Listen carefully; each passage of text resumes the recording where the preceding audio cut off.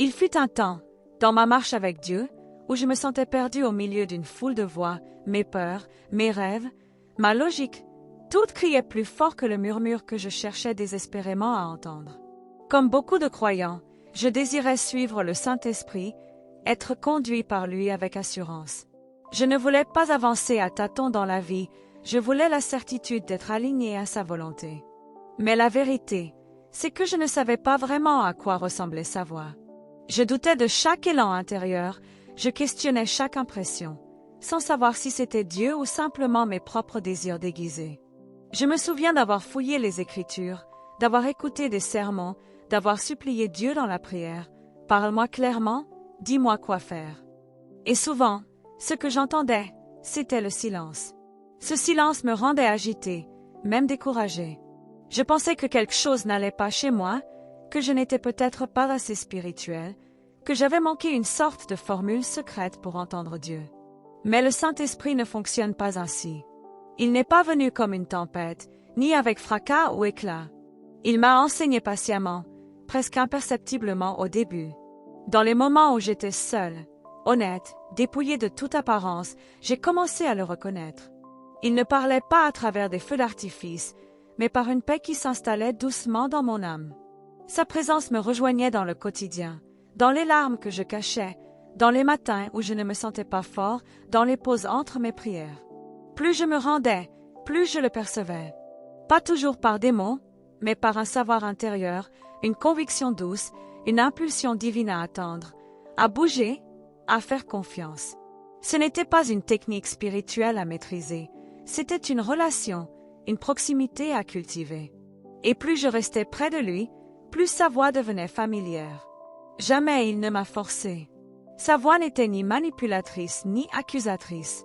C'était la voix d'un ami, d'un conseiller, d'un consolateur. Et avec le temps, j'ai appris à le suivre pas parfaitement, mais avec une confiance grandissante. Car quand le Saint-Esprit conduit, il le fait avec amour, patience et grâce. J'ai compris que suivre sa voix ne concernait pas seulement la direction, mais la transformation.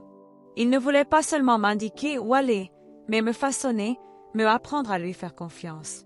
Chaque instant d'écoute me transformait. Il adoucissait mon cœur, brisait mon orgueil, cultivait mon humilité. Souvent, sa voix ne me menait pas vers une destination, mais vers une plus grande reddition. Il y eut des jours de doute, des moments d'incertitude, mais même là, il restait proche.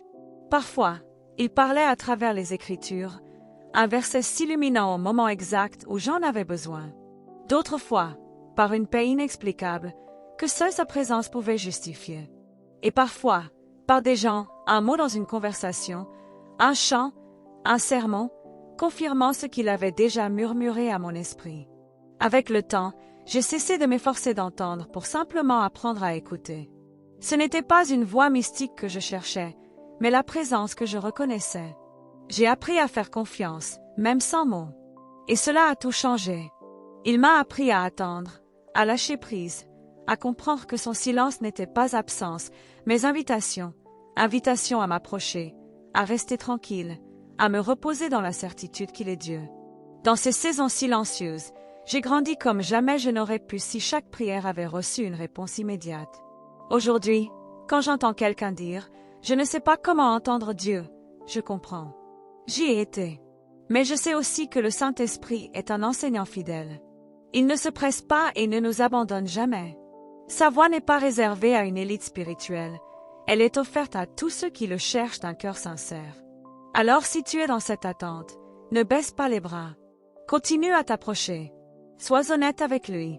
Sa voix ne viendra peut-être pas comme tu l'attends, mais elle viendra. Et quand elle viendra, elle apportera la vie, la clarté, et un amour qu'aucune voix humaine ne peut reproduire. Car quand le Saint-Esprit parle, ce n'est pas seulement une direction, c'est une communion.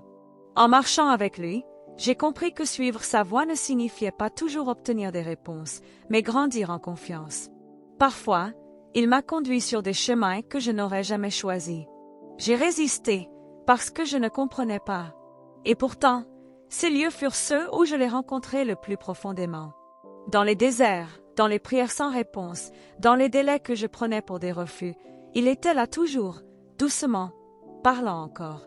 À chaque oui à sa direction, même quand tout semblait insensé, j'ai vu sa main agir. Non parce que j'étais sûre de moi, mais parce que j'apprenais à lui faire confiance, à sa nature, à son amour. Un jour, j'ai compris. Plus je suivais sa voie, plus je lui ressemblais. Sa paix devenait la mienne, sa patience façonnait mes réactions, sa compassion adoucissait mon cœur.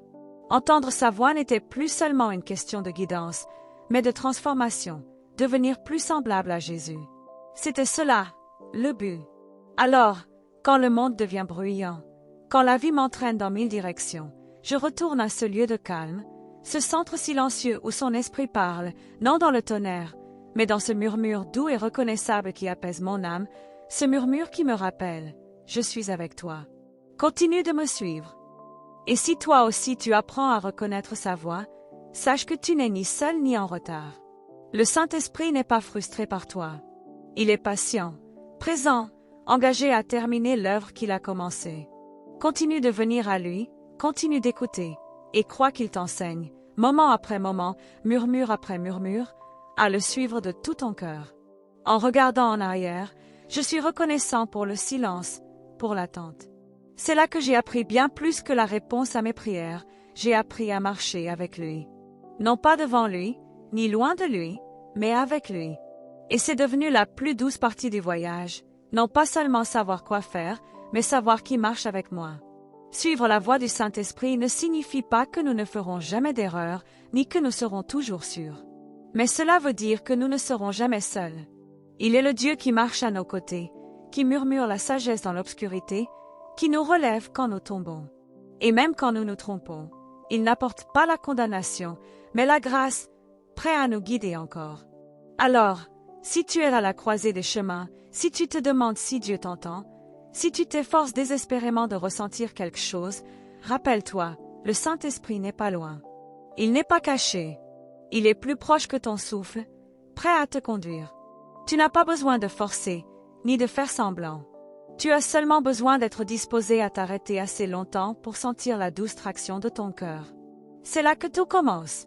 Dans la tranquillité, dans l'abandon, dans l'amour. Et une fois que tu as goûté à cette intimité, que tu as perçu ne serait-ce qu'un murmure de sa présence, tu ne voudras plus jamais vivre sans elle. Car quand le Saint-Esprit parle, ce n'est pas du son, c'est la vie. Et quand tu le suis, ce n'est pas simplement de l'obéissance, c'est la transformation. Cette marche n'a pas de fin. Plus nous avançons, plus nous découvrons, plus nous nous abandonnons. Ce n'est pas une quête de perfection, mais de dépendance sacrée. J'ai compris que l'écoute du Saint-Esprit n'est pas une destination, mais une invitation quotidienne. Viens marcher avec moi, viens écouter encore. Il parle à tous, à la mère fatiguée qui lave la vaisselle, à l'étudiant angoissé dans sa voiture, à l'homme épuisé qui refuse d'abandonner. Si tu as reçu le Christ, son esprit habite déjà en toi. Sa voix n'est pas lointaine, elle est intérieure. Tu n'as pas à la poursuivre, seulement à t'y rendre. Céder n'est pas une faiblesse, c'est un choix conscient, ralentir, apaiser le bruit, croire que Dieu veut parler plus que nous voulons entendre. Alors, laisse ta vie devenir une prière d'écoute. Que tes décisions naissent du dialogue, non du désespoir. Garde ton cœur tendre, même sur les chemins inconnus. Plus tu le suivras, plus tu le reconnaîtras, et moins tu voudras avancer sans lui. Il n'y a pas de lieu plus sûr, plus doux, plus puissant que celui où l'on marche en accord avec le Saint-Esprit. Si je pouvais te regarder dans les yeux et te dire une seule chose, ce serait, tu peux l'entendre, toi aussi. Ce n'est pas réservé à quelques élus. Tu n'as pas besoin d'un titre, d'une scène ou de prière parfaite. Tu as seulement besoin d'un cœur ouvert, d'un cœur qui dit « Saint-Esprit, je t'écoute ». C'est normal d'être incertain, d'apprendre encore. Nous le sommes tous. Ce n'est pas une arrivée, c'est une demeure. Il est là, dans la cuisine en désordre, dans le silence après les larmes, dans la salle d'attente, dans les embouteillages, dans l'aube encore grise. Sa voix y murmure toujours. Peut-être l'entendras-tu dans une pensée pleine de grâce, dans un élan de paix inexplicable, dans un courage soudain. C'est lui, le consolateur, le guide, l'esprit de vérité, conduisant doucement comme un berger ses brebis. Il ne cherche pas à te troubler, mais à te guider. Et il le fera, si tu lui fais confiance. Alors, demande-lui de parler, et crois qu'il le fera, non parce que tu l'as mérité, mais parce qu'il est bon. Et si tout semble encore silencieux, ne crains pas. Reste proche, reste tendre. Ne cherche pas seulement un son, mais sa présence. Car quand tu le cherches, tu le trouves. Et quand tu suis sa voie, même pas à pas, tu entres dans tout ce qu'il a préparé pour toi. Ne renonce pas, n'abandonne pas. Il parle encore, et tes oreilles sont formées par l'amour. Le but n'est pas la clarté, mais la proximité. Il n'est pas un simple GPS, il est notre guide, notre ami, notre souffle.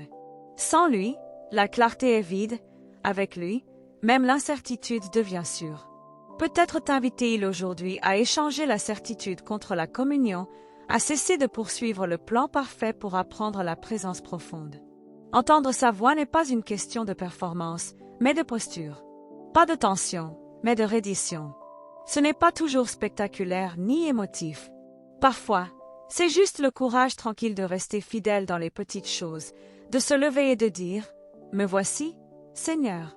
Parle si tu veux. Je t'écoute, quoi qu'il en soit. » Et il parle même sans mots, par la paix, par la conviction, par la parole, et surtout en révélant Jésus. Alors si tu te sens indigne, incertain, invisible, sache ceci, tu es exactement à l'endroit où il peut te toucher.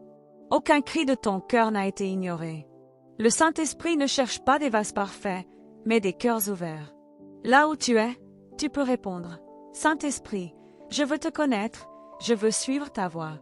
Enseigne-moi, je t'écoute. » C'est là que tout recommence encore et encore, et qu'il t'emmène plus loin, de l'écoute à la connaissance, de la connaissance à la confiance, de la confiance à la marche main dans la main avec celui qui, depuis toujours, te parle d'amour. C'est ton invitation non à forcer, mais à demeurer, non à courir, mais à suivre, non seulement à entendre, mais à devenir une personne conduite par l'Esprit, marchant dans l'amour, à chaque pas. Alors, que ce moment soit plus qu'un message, qu'il soit une rencontre. Une respiration où tu déposes le poids du faire juste, la peur de rater, le mensonge que sa voix est lointaine. Qu'il se brise, ce mensonge. Parce que la vérité, c'est qu'il a toujours été là non pas observant de loin, mais murmurant tout près, fidèle, patient, tendre. La vraie question n'est plus « puis-je l'entendre ?» mais « suis-je prêt à ralentir assez pour écouter ?» Car il parle, non pour impressionner, ni pour dominer, mais pour marcher avec toi. Saint-Esprit, pour celui ou celle qui lit ces mots, qui te cherche, rencontre-le, rencontre-la. Fais taire toute peur, tout jugement intérieur, tout bruit qui dit « je ne suis pas assez ». Que le murmure du ciel traverse tout. Parle d'une manière qu'ils reconnaîtront. Confirme ce qu'ils pressentaient. Révèle Jésus si clairement que la paix envahisse leur âme. Enseigne-les comme tu m'as enseigné, lentement, doucement, chaque jour.